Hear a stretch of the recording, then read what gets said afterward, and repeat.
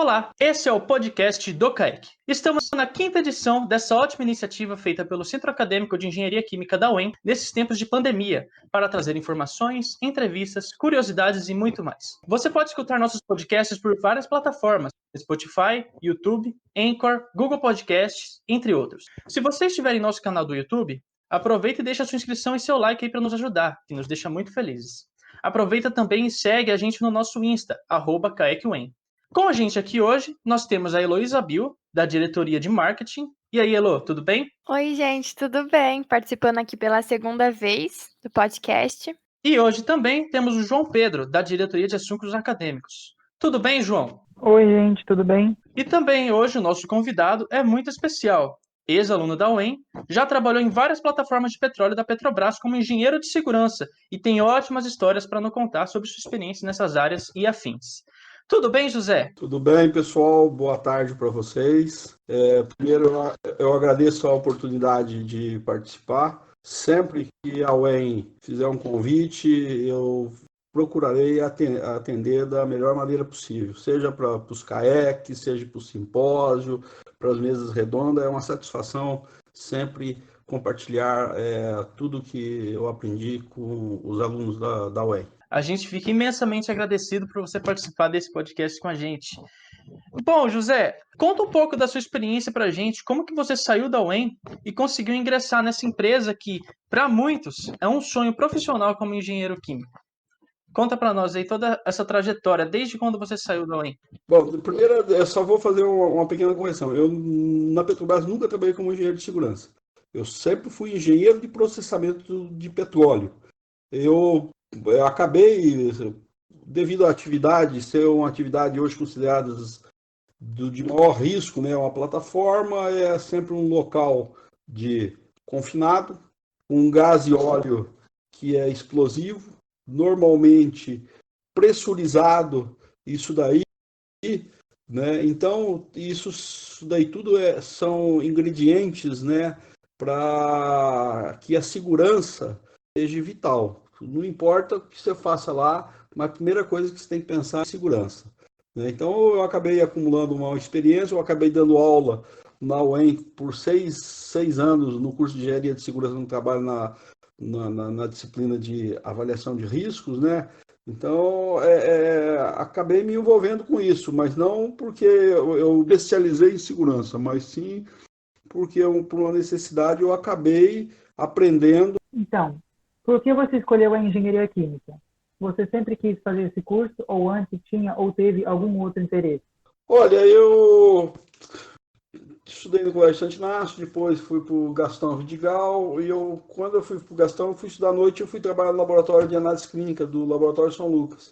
Então eu falava assim, puta, que legal, posso fazer farmácia bioquímica, posso fazer medicina, posso fazer engenharia, né? Aí aqui em Maringá, já tinha o curso de engenharia química, isso foi no ano de 78, né? Eu não tinha o curso de medicina na época, tinha que sair para fora, aí as limitações que a gente tinha, do meu pai, de eu poder gastar as coisas, e aí entre farmácia e engenharia química, não, vou fazer engenharia química que vai ser melhor para mim. Tenho mais afinidade com cálculo, com uma porção de coisa. Naquela época eu fiz essa opção pela engenharia química. E, graças a Deus, não me arrependo nem um minuto de ter feito engenharia química. E digo mais, qualquer amigo meu que fala assim, meu filho não sabe o que vai fazer, eu falo assim, faz engenharia. Se puder, faz engenharia química, que ele vai estar formado para a vida, porque o engenheiro químico, pessoal, é um cara assim diferenciado, viu? É um cara que não serve para nada, mas serve para tudo. Chuta em qualquer lugar que for, ele faz. O nosso currículo é um currículo muito forte, o currículo da engenharia química. Então, aonde ele quiser, ele trabalha. Se ele for para a área de agronomia, ele entra com os cálculos de adubo, de tudo. Se ele for para alimento, a gente bate bem por causa das operações unitárias. Se a gente for para a área, né, de energia, nem se fala, então, é nossa área de afim, o curso, parece que o nosso currículo, né, ele tem uma afinidade muito grande com a indústria do petróleo, que foi a origem dele, né, então, toda a parte energética. assim, eu vou mexer com remédio. Nós temos as operações unitárias também lá, as bioquímicas, que a gente viu alguma coisa, que você chuta. Então é um currículo maravilhoso isso daí. E José, depois que você se formou, você se especializou em tecnologia de petróleo e gás. Como e quando você descobriu que era isso que você queria para sua carreira? Você sempre teve em mente que você ia querer alguma coisa voltada nessa área ou não? Não, nunca pensei nisso daí. Na verdade, quando eu me formei em dezembro de 1983, no ano de 2000, no início do ano 2000 de 83, 1983, eu fui por um CAEC de engenharia na Universidade Federal do Rio. E aí eu já tinha ido no ano anterior, aí eu fui na COP, que é a coordenação dos programas de pós-graduação em engenharia. E aí eu fui lá e conversei com o pessoal, peguei todas as informações, falei que queria vir, fui muito bem atendido lá, conversado com o pessoal. Não, se quiser, pô, Maringá, o pessoal que a gente gosta muito, tem uma formação muito boa, o pessoal de Maringá. E depois eu liguei pro professor, o professor que eu conversei lá, o Perlingeiro, na época. Depois liguei umas 3 ou 4 vezes. Não, Zé, pode mandar o currículo, manda a sua ficha de inscrição que nós vamos avaliar direitinho. Mandei. Quando eu me formei, quando foi em fevereiro de 1984, eles me chamaram. Só, você não quer vir para fazer o nivelamento? Eu falei, não, vou, para ficar 15 dias, e daí já entra direto como começa a fazer os créditos. E foi, por um acaso, naquele ano de 84, teve um concurso para engenheiro da Petrobras, foram 20 vagas. E quando foi no início de 85, foi lançado no edital para 80 vagas para engenheiro químico. Que esses engenheiros químicos fariam o curso de engenharia de processamento de petróleo. A engenharia de processamento de petróleo é mais para a área de refinarias, né? E o curso de engenharia de petróleo é mais para a área de produção. Eu fiz o curso para as refinarias. E fiz o concurso, eram 6 mil candidatos, foi pesado, 80 vagas, teve o Brasil inteirinho. Todas as capitais do Brasil teve prova no mesmo dia, no mesmo horário. Eu fiz a prova no Rio, por felicidade eu passei bem colocado até, né, para você ver como que o nosso curso de engenharia aí da UEM é um curso bom. Eu não me preparei, tinha cursinho, no Rio tinha cursinho que o pessoal fazia, igual vai fazer hoje o pessoal que vai fazer o exame da OAB, né, sai depois e vai fazer cursinho. Eu não fiz nada, simplesmente eu peguei e fui lá, fiz a inscrição e fiz o concurso direto e fui muito bem. Não foi assim, eu vou fazer engenharia química porque eu vou para a Petrobras. Eu fui para a Petrobras porque eu estava lá e teve o concurso, eu fiz e passei.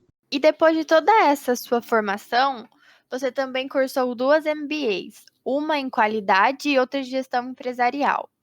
Por que você quis fazer uma MBA e não investir em algo voltado mais para o meio acadêmico? Você sempre teve esse interesse na área de administração e negócios?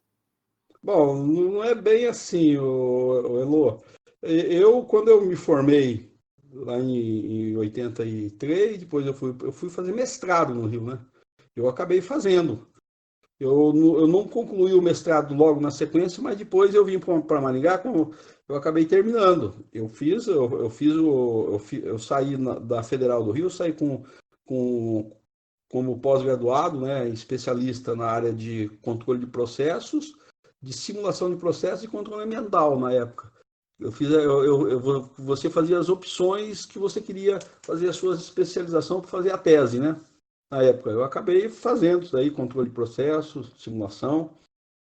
Então, eu fiz. E quando eu cheguei em Maringá, de volta, eu fiquei no Rio até 1989.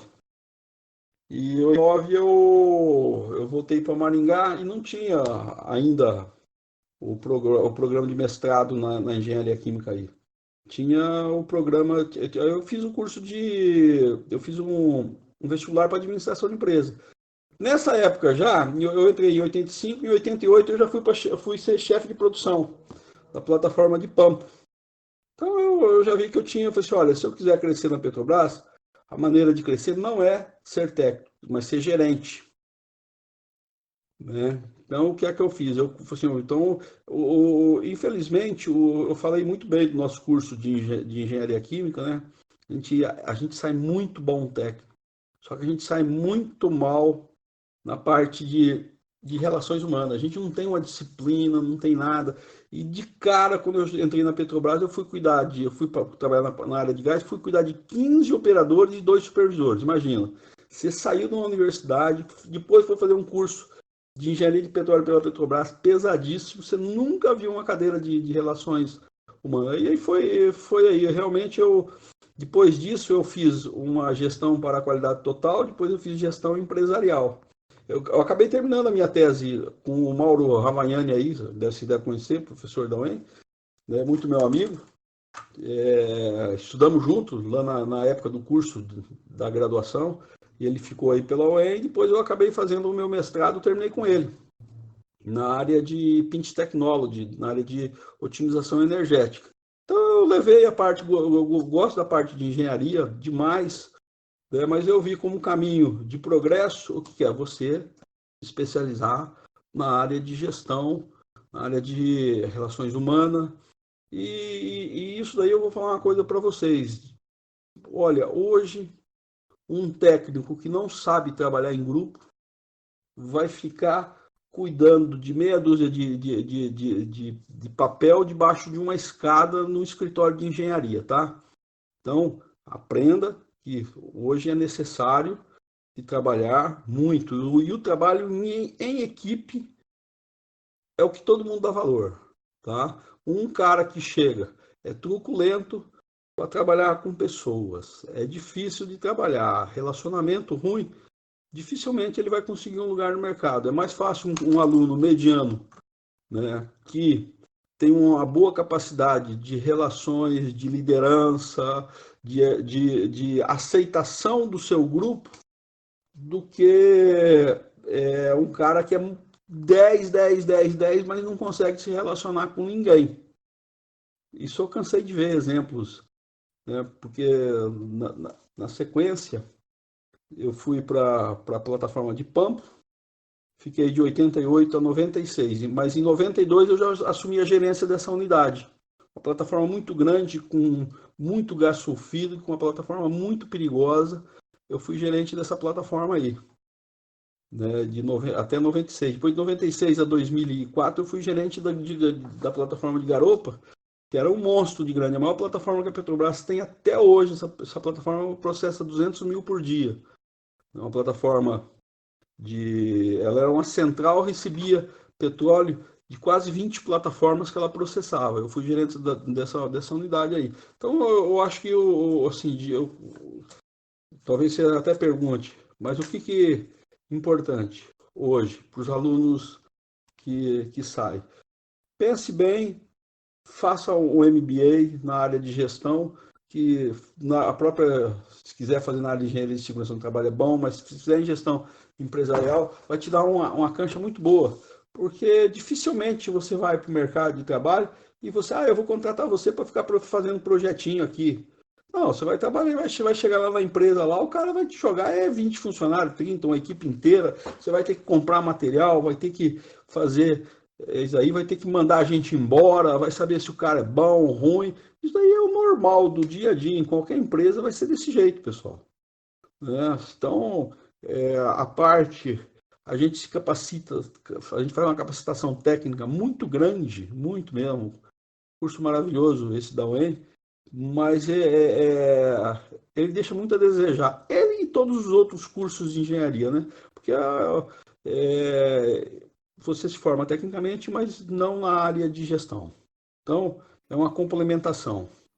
Então, você acha que foi fundamental, né, você ter realizado essas 2 MBAs para você conseguir, né, delegar as tarefas para as outras pessoas e saber administrar, e ter relações com várias pessoas, que a gente percebeu que ao longo da sua carreira você foi gerente em várias plataformas, então acabou sendo fundamental para você conseguir ir crescendo ainda mais profissionalmente, né? Positivo, Heloísa. Positivo. Eu acredito que a complementação do curso de engenharia, a menos que você fale assim, eu vou vou trabalhar numa empresa de trocadores de calor, lá vou projetar trocadores de calor. Tudo bem, você pode ir lá estudar, fazer uma pós na área de energia, de trocador de calor, mas dificilmente vai acontecer. Quer dizer, eu acho que o mais provável é que você, quando sair do mercado, você vai para a indústria e você necessite mais da capacitação gerencial, tá? De relações humanas, para você se dar bem no mercado hoje. E uma coisa eu posso garantir para vocês: trabalho em equipe é primordial em qualquer profissão que você for trabalhar, tá? O trabalho, saber trabalhar com gente, saber gerenciar a equipe, isso é vital. E José, a gente queria saber que quando você concluiu a sua especialização, né, você já tinha interesse na Petrobras? E se não tivesse, se você teria interesse em alguma outra empresa que você conhecia? Quando eu fui para o Rio em 84, eu até comecei a fazer curso em alemão. Porque o Martin Schmoll, que era um doutor na época na área de cinética, na área de catalisadores, que tinha lá, ele era um alemão e todo mundo que fazia fazia o mestrado com ele, ou tivesse interesse, ele já conseguia encaminhar para ir para a Alemanha para fazer o doutorado. Eu até comecei a fazer o curso de alemão na época. Eu disse, não, se der eu vou para a Alemanha, vou embora. Então, quando você se forma, você dificilmente, eu acho que você nem deve a menos que você já tenha uma coisa em mente, assim, alguma empresa familiar ou algum conhecido, não, vou lá para procurar. Não restrinja o seu ambiente, você se forme e esteja preparado para o mercado, porque se aparecer um emprego bom lá no Mato Grosso para trabalhar com papel lá, ou celulose, você fala assim, pô, eu vou ficar desempregado aqui, ou vou para lá, de repente, para ter um salário bom lá, você vai, né? Você não vai acabar. Nem que for para ficar 2 anos lá e ficar procurando emprego em outro lugar que eu queira, lá em São Paulo. Então, eu não tinha ideia nenhuma. Você se formou, eu sabia da necessidade de você ter um curso superior, um curso de engenharia, e o mercado estava bom na época. Tanto que praticamente todo mundo que se formou já conseguiu arrumar emprego, vários em destilarias de álcool. Eu fiz vários estágios em destilaria de álcool, né? Detergentes, tinha bastante coisa. Assim, mas por um acaso eu fui para o Rio e aí pintou esse concurso da Petrobras, eu fiz e fui aprovado. E sendo que eu fui aprovado, eu falei assim, vou ficar por aqui mesmo, não vou, uma empresa boa, né? E não me arrependo nem um pouco de ter ficado lá. Como você já disse anteriormente sobre um pouco da sua trajetória até entrar na Petrobras, você teve alguma dificuldade efetivamente lá? E que cargos você exerceu lá? Bom, eu na Petrobras eu entrei e saí como engenheiro de processamento de petróleo, né? Foi o meu cargo. Eu comecei como engenheiro estagiário, depois fui para engenheiro 1, rapidamente fui para 2, 3, normalmente quando você começa a exercer cargo de chefia, essas coisas, quase que toda vez que tem para passar de um nível para outro, você vai. Rapidamente, com 15 anos, já fui para engenheiro sênior, né? Que seria o equivalente ao engenheiro 4 na Petrobras. Depois mudou e passaram a chamar de sênior, o engenheiro 4. Né? Então, isso foi em termos de função. Agora, em termos aliás, em termos de cargo, né? Em termos de função, eu fui gerente, eu fui coordenador da área de gás, depois fui para gerente de produção e gerente de plataforma. Em 2003, 2004, eu fui para o projeto da P48, da P43 e da P48. Foi um projeto que demorou 3 anos, eu comecei lá em 2002, aí comecei com a parte da gente fazer as bases de projeto, aí eu fui um dos gerentes. Nós éramos em 3 gerentes nesse projeto, foram 2 plataformas que foram construídas. Eu fiquei com a parte que a gente chamou de topside, né, que é a parte de cima da plataforma. Um ficou com a parte de poço, outro ficou com a parte de estruturas da plataforma naval e eu fiquei com a parte de processos. Aí eu fui gerente dessa parte, 2002, 2003, 2004. E essa plataforma, quando foi para o mar em 2005, eu fui gerente dessa plataforma até 2017. Eu fui o... É uma filosofia da Petrobras. Sempre quando ela vai fazer um projeto, ela escolhe os futuros gerentes dessa unidade, ela gosta de colocar eles desde a área quando começa o projeto. Porque daí depois é mais fácil deles ver as porcarias que vocês fizeram lá, né? Se fizer alguma, a gente vai gerenciar lá e vai saber se fez ou não. Mas graças a Deus foi um projeto bom, não tivemos muitos problemas depois, né? Então peguei lá desde as bases de projeto em 2002, depois aí eu saí de garopa, né, na época, era gerente de garopa, eu já fui direto para ser o gerente desse empreendimento aí. Aí continuei como gerente de GPlat, né, gerente de plataforma, até 2000 final de 2016 que eu me aposentei. Muito bom. E já que você comentou também, a gente ficou um pouco curioso para saber o que seria esses engenheiro 1, 2 e 3. A gente ficou curioso com isso. Olha, se você conversar com o professor da UEM aí, ele tem no plano de cargos da UEM, você entra um professor, né, aí, ele tem diversos níveis.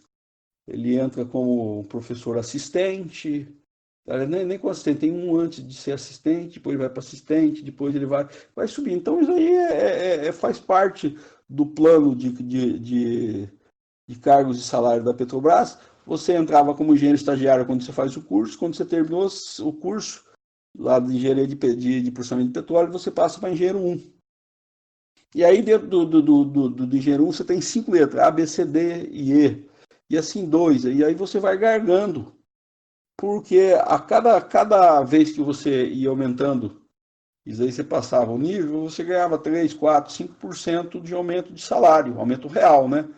Fora a inflação, você estava ascendendo dentro da sua carreira profissional, até chegar no último nível, que era o engenheiro 4E.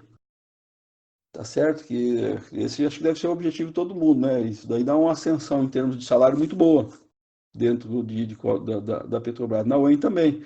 Se você ver, tem os professores assistentes, tem os professores... Eu não lembro direito quais eram os níveis que tem aí dentro da UEM, mas são vários, né? E aí você vai ascendendo dentro da sua profissão conforme o seu plano de cargo e salário. Isso é mais ou menos normal dentro de qualquer empresa que tenha uma boa organização, né? Mesmo empresas privadas, hoje ela tem um plano de cargo e salário. Então, o cara entrou lá como um operador, vai ficar 30 anos como operador ganhando R$2.000. Ela tá, o operador, conforme vai passando o tempo, ela vai dando um aumento, né, para o funcionário, valorizando a sua experiência, né? E alguns lugares você vai ascendendo conforme sua capacidade, ou você faz provas, ou você faz verificação de títulos, essas coisas, isso daí você vai ascendendo. E na Petrobras é assim, se você entrar amanhã, qualquer um que entrar, vai entrar como engenheiro estagiário, agora não é mais estagiário, agora estão chamando de engenheiro júnior, né? O júnior, depois você passa para o nível, até me esqueci, eu sei que o último é o sênior, seria o equivalente ao engenheiro 4 lá, e assim por diante. A ascensão é normal, acho que em qualquer empresa que vocês sair para trabalhar e tiver um desempenho bom, né? Se você for para uma Copel, tem plano de cargo e salário, for para uma Sanepar, for para uma usina grande aí, o pessoal, eles, à medida que você vai ascendendo, eles vão te dando os nomezinhos aí, mestre, alguma coisa assim, master, engenheiro master. Você vê bastante isso daí, né? Quer dizer, numa iniciativa privada, quando você escuta falar um engenheiro, ó, esse é nosso engenheiro master, possivelmente vai ser o cara ali que toma conta da parte do projeto, é um engenheiro já com muita experiência, né? É bem comum, igual você falou, que em várias empresas a gente vê essa ascensão de cargos, né? O Petrobras, como você disse, então é bem similar, mas cada um vai ter suas peculiaridades. E, Exatamente. e aí agora a gente queria saber que você estava presente quando teve o acidente na plataforma de petróleo. E a gente queria que você contasse como foi essa experiência. Olha, Elô, durante a minha vida, eu comecei a trabalhar no mar em agosto de 85, né? E eu terminei agora no início de 2017, 3 anos e pouco que eu estou aposentado. Então, nesses 31 anos e vou colocar aí 10 meses de Petrobras, 31 praticamente de mar que eu tive, um pouquinho mais, eu vi vários acidentes. Graças a Deus, eu como gerente, já saiu gente ferida, mas gente morta nenhum. Mas o primeiro acidente, eu participei de 5 acidentes grandes. 5. O primeiro acidente foi no dia 23 de abril de 1988, que foi na plataforma de Enxova. Foi uma plataforma que um poço entrou em blowout, ele começou a produzir em aberto, ele perdeu o controle de nível dentro do poço e a válvula rapidamente se erodiu por causa de areia do poço. O poço começou a produzir, acabou com a plataforma, acabou. A plataforma virou um monte virou sucata. Depois eu fiquei um pouco nessa plataforma para ajudar a reconstrução dela, depois eu fui para Pampo. Então esse foi o primeiro acidente assim, que eu vi grande. Esse foi o maior. Foi um dó, uma plataforma que se acabou em 10 dias pegando fogo, direto, 10 dias. Voltei para a plataforma mesmo com incêndio, para a gente alimentar bombas de incêndio, que a gente deixou resfriando algumas áreas. Então é uma experiência muito dolorosa você pegar um acidente desse daí. Bastante feio um acidente desse vulto assim. Perfeito? Depois eu peguei, quando eu fui para Pampo, aliás, em Enxova, antes um pouquinho do blowout, teve um poço que foi colocado, o pessoal pressurizou o poço e o poço rompeu uma junta da cabeça do poço. Esse poço ficou umas 10 horas. Aonde você estivesse na plataforma, você não conseguia conversar com outra pessoa devido ao barulho do gás vazando. Imagina só o que quer dizer. Graças a Deus não explodiu nada, entrou todo o sistema de proteção e água em cima e não teve nenhuma faísca para pegar fogo. Então foi o segundo. Em Pampa eu vi um outro acidente muito feio, né? Esse foi também na cabeça de um poço que vazou. Uma válvula, ela foi desrosqueando e ninguém viu isso daí. E a válvula simplesmente ela saiu do encaixe da sua sede. Aí a válvula, imagina um poço pressurizado produzindo através de uma válvula na cabeça do poço. O que a gente chama cabeça do poço é a parte de cima onde ficam as válvulas de controle do poço. O poço aberto, sem controle, vazando. E aí você tem uma válvula de fundo que fica normalmente a 400, 500 metros, que a gente chama de downhole. Foi fechado essa válvula, mas até vazar tudo esse gás demora 4, 5 horas de vazamento isso daí. Foi muito feio. Depois eu vi lá em Pampo ainda, quando eu estava lá, um segundo acidente. Esse daí eu já era gerente dessa unidade. Foi num dia, olha pessoal, eu vou falar uma coisa para vocês. Merda dá por falha humana, tá? E duas vezes, dos 5 acidentes, 2 foi em horário de jogo de futebol transmitido pela televisão. Tá? Então, você deixa o operador, você conversa, você não pode sair, você tem que cuidar. Horário, jogo do Brasil, 8 horas da noite do domingo, estava passando o jogo do Brasil, numa eliminatória de Copa do Mundo. Daqui a pouco você só escuta o barulho. O poço, a gente estava trabalhando com o poço, ele jogou 28 seções de tubo de dentro do poço para fora, dentro da torre de perfuração. Você precisa ver a coisa mais horrível do mundo. Acabou, a torre de perfuração foi arrancada para fazer uma outra. Uma falha de um cara que deixou e vacilou e não controlou o poço. tá certo? O outro acidente que eu tive muito feio foi quando eu estava em garupa, eu era gerente de garupa também. Domingo, também à tarde, horário de jogo do Brasil estava jogando nesse dia. O cara pegou, a gente tinha alugado um compressor de ar para fazer manutenção. O cara pegou e colocou, foi abastecer o diesel no compressor. E ele foi lá, era um tanque grande, um tanque, sei lá, dos 500 litros de diesel. Ele fazia um abastecimento cada 2, 3 dias no tanque de diesel desse compressor. E ele disse, isso aqui vai demorar um pouquinho. Foi lá para ver o jogo de futebol. Ó, que fila da mãe o cara. Foi lá, daqui a pouco, só escuta, sirene, o tanque encheu. E ele vazou pelo piso e ele escorreu pela borda de uma plataforma. Ele queimou todo um turbogerador, toda a fiação que tinha ali, todo aquele cabo, revestimento, acabou com uma área de turbinas. Nossa, mas você imagina uma plataforma assim, a beirada dela, 20 metros de altura, aquilo ali descendo óleo diesel e pegando fogo. Coisa mais horrível. Então, também no horário de um vacilo. Aliás, eu vou aproveitar e vou falar alguma coisa para vocês. O dia que alguém fala assim, teve um acidente e não teve falha de ninguém, você pode retrucar na hora. Todos os acidentes têm falha humana, tá? Todos, não existe. Você pode agora falar aqui para mim, se acontecer tal coisa que não tem gente que falhou, eu vou te mostrar que alguém falhou nisso daí. Tá? Não existe acidente que não tenha falha humana, tá? Não existe. E, inclusive, essa é a base para que se ocorra a melhoria, tá? Sempre. Sempre um acidente tem a falha humana.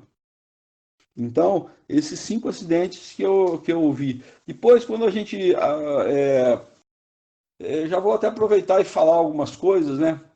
A Petrobras, eu falei 5 acidentes que ocorreram comigo, né?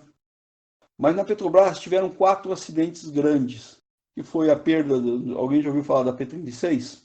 Foi em 2001, acho que vocês, né, alguns nem tinham nascido ainda. Mas a Petrobras colocou uma plataforma no fundo, lá em 2001. Depois nós tivemos um grande vazamento na Petrobras, que foi aqui na Repar. O pessoal estava bombeando óleo do terminal de São Francisco do Sul para a refinaria da Repar.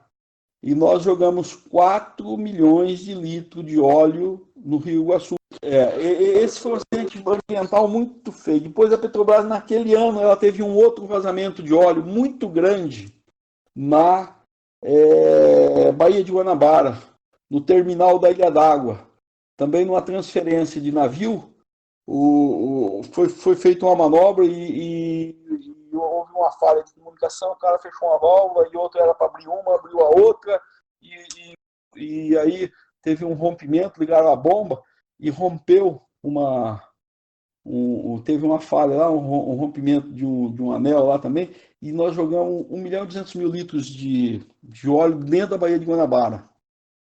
E nesse ano, no outro ano, teve um acidente que foi um acidente feio também, que foi a P47.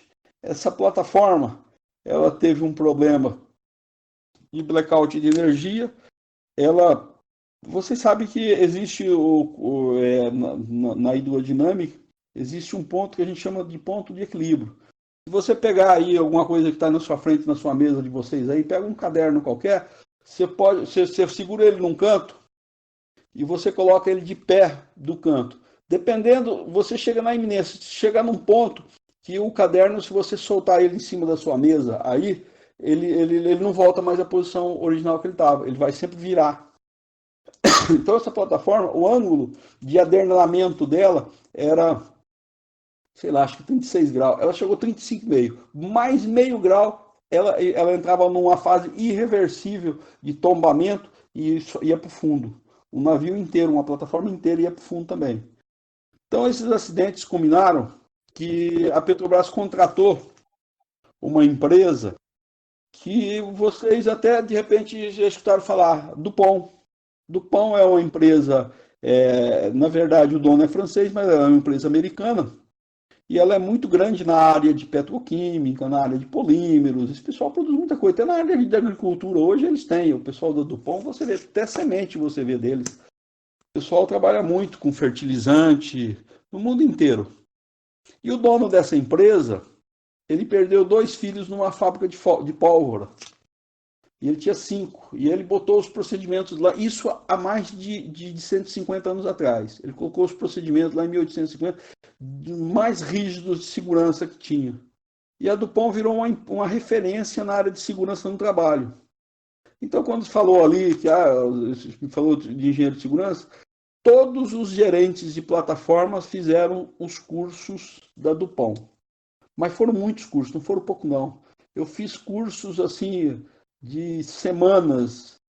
Depois disso, a Petrobras, nas instalações dela, ela ficou quase 10 anos sem morrer ninguém. Por isso que eu digo que acidente é falha humana, qualquer acidente. Depois disso que a gente começou a fazer esses cursos, e a gente começou a ver como evitar os acidentes, trabalhar em cima dos desvios, praticamente a Petrobras zerou. A Petrobras, hoje, ela é uma referência na área de segurança no trabalho. Infelizmente, foi uma experiência dolorosa, né? E morreram muitas pessoas, muito patrimônio, e depois ocorreu uma mudança de comportamento da sua gerência, onde ela investiu, ela viu da necessidade e contratou essa empresa do pão. E eles ficaram uns 3 anos na Petrobras, a gente fazendo curso, mudou procedimento, mudou padrão, mudou postura e as formas de liberação de trabalho, mudou tudo isso aí. E graças a Deus foi uma decisão acertada da Petrobras na época, né? E acabou que os nossos acidentes, depois eu fui para o projeto da P43, da P48, fiquei na 48 todos esses anos, acontecia um probleminha lá, a válvula, coisa, vazou um pouco de óleo, mas tudo coisas insignificantes perto do que tinha ocorrido. Só para vocês terem uma ideia, em 3 anos, do ano 96 ao ano 99, morreram 100 pessoas dentro das instalações da Petrobras, seja de funcionários primerizados ou de funcionários terceirizados, né? E depois disso, dentro das suas instalações, ela passou mais de 10 anos sem ter morte. Ocorreu alguns acidentes ali no Espírito Santo, teve um navio que morreram algumas pessoas, mas era tudo plataforma que ela contratava para fazer serviço e que não era a gestão dela, né? De gestão própria da Petrobras, zero. É triste mesmo como a falta de atenção do ser humano pode dar tantos problemas, né, José? Esperamos que coisa como essas não aconteça mais. Todos esses acidentes aí, ou foi uma falha, uma falha humana, a falha de inspeção é uma falha humana? Por que você não incluiu no seu plano de inspeção para você fazer alguma coisa que pudesse evitar? Então é uma falha humana, você vê. Tem a falha direta, o cara que não era para cuidar do nível de um posto não cuidou, o cara que era para botar diesel no gerador e foi assistir o jogo de futebol na hora, né? Então, isso tudo acaba combinando e a gente vê aí nas estradas, né? A maioria fala, é uma raridade, o carro falhou porque não freou. Não, falhou, bateu porque o cara dormiu, porque o cara ficou vendo o celular, porque excesso de velocidade. Sempre é falha humana. José, uma última pergunta. Com Sim. toda a sua formação e experiência, qual a sua opinião sobre o mercado de trabalho para os engenheiros químicos? Como é que o mercado vai ficar depois que acabar a pandemia? Eu acho que a pandemia não muda nada, né? Tudo bem, ficou isso daí. Agora, talvez mude alguma coisa na área de saúde, vamos melhorar algumas infraestruturas, mas não vai mudar nada isso aí, não. Isso, daqui a pouco, na hora que acabar isso daí, vai continuar, a vida vai voltar ao normal. Agora, uma coisa eu falo para vocês, assim, em termos de mercado de trabalho para o engenheiro químico. Eu garanto para vocês, hoje a maioria de vocês está no meio do curso, daqui 1 ou 2 anos, 3 anos, estão todo mundo se formando aí. Vocês serão a última geração que escutarão falar de petróleo, tá? Petróleo vai acabar. Isso, olha, eu falo com toda certeza para vocês. A era da pedra não acabou por falta de pedra não, tá? Faz sentido, faz sentido. Pior que é verdade. Nunca parei para pensar desse jeito, mas é bem provável mesmo que nós sejamos um dos últimos a ver o petróleo usando como energia. O petróleo é uma energia que ela tem as suas limitações, ela é cara, poluente, complicada de tirar, né, equipamentos muito robustos e envolve um monte de risco. Então, é um projeto muito demorado. Eu falei da P43, da P48, que foi o projeto que eu participei diretamente, né? E foram 3 anos só a parte de construção, mas pelo menos 2 antes. Então, você vê, é complicado. Agora, e você pega alguns países no mundo hoje, as metas são ambiciosas. Tem países que tem aí, ó, 50%, 80% de carro elétrico em 5 anos. Pega a Finlândia lá, pega aqueles países do norte ali, né? Pega o Japão, você vê as metas que tem. Então, ninguém é convicto que nos próximos, em 2050, a malha energética vai ser totalmente diferente. Então, pessoal, energia solar, futuro. Só que a energia solar só tem dia, à noite não tem sol. Então, o que vai dar muito bom?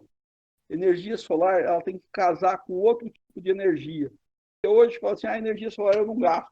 Mas chega à noite, você precisa botar a termoelétrica para suprir a demanda das casas, para você tomar banho quente, né?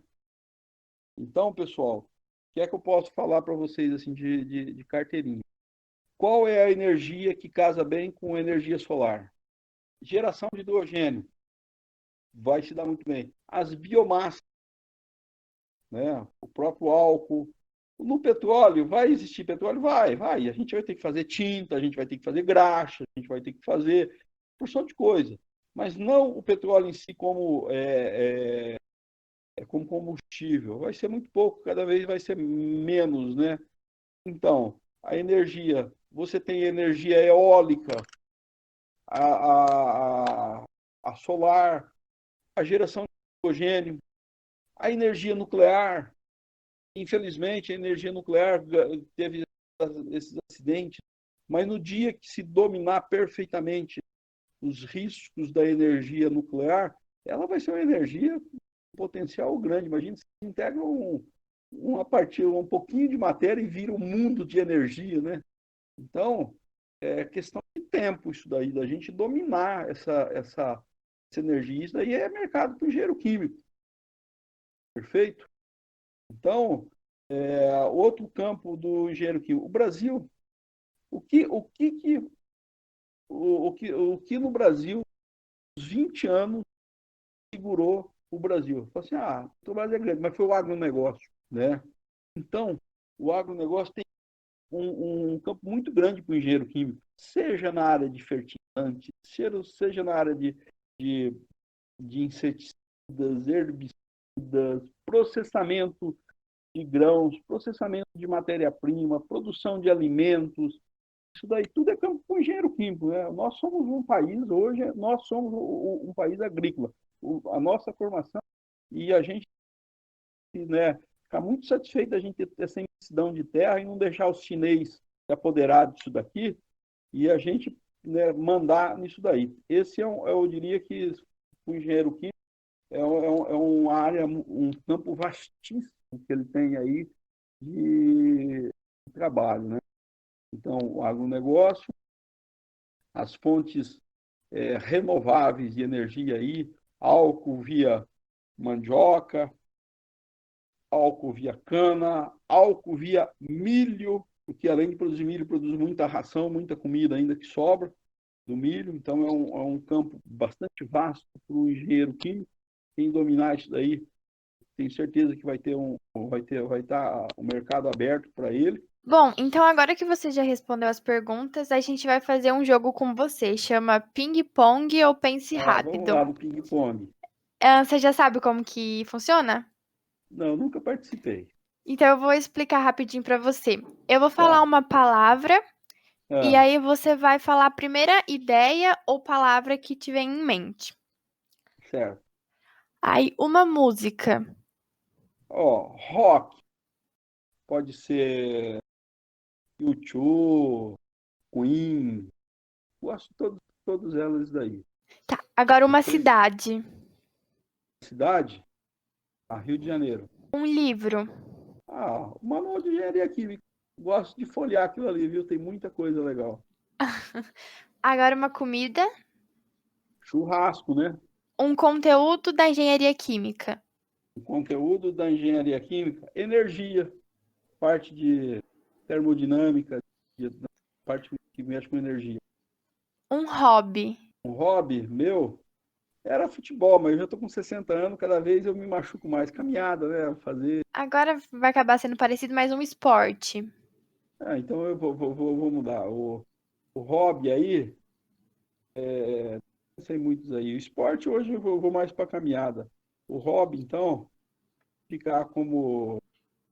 Eu tenho a propriedade rural, eu gosto muito de ficar lá, ver as plantações dos animais, adoro. Amanhã cedo eu vou para lá. Uma série. Eu vou falar uma coisa para você, nenhuma. Eu comecei a ver aquelas, uma dos vídeos, comecei a ver umas duas aí, aquilo ali é um saco. Tenta capítulo de TV, não, esquece, série nenhuma. E pra acabar, uma viagem. Aí sim, Estados Unidos. Sempre é bom de ir, é um lugar que você vê muito progresso. A Europa você vê muita velhice, né? Tudo, vai lá só para ver museu, igreja. Nos Estados Unidos você vai ver para ver modernidade, coisa evolui. Eu queria agradecer grandemente a Heloísa e ao João por participarem desse nosso podcast. A Heloísa pela segunda vez, como ela disse, né?